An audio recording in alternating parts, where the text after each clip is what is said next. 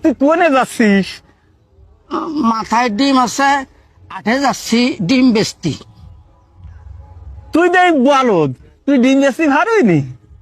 হ্যাঁ, আমি একলা বলদ, তুইও তো কম বলদ না। আচ্ছা, কদি আমার মাথায় কি আছে যদি কতি পারিস ওখান তো তোর দুটি ডিম দেবো। একটু সহজ করে দে। ও, সাহস করে দেবো।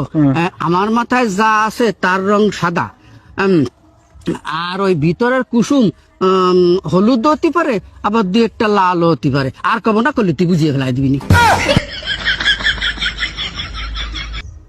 লেবু লেবু। হয় নাই, কইছি না তুই একটা বলদ। আমার মাথায় ডিম।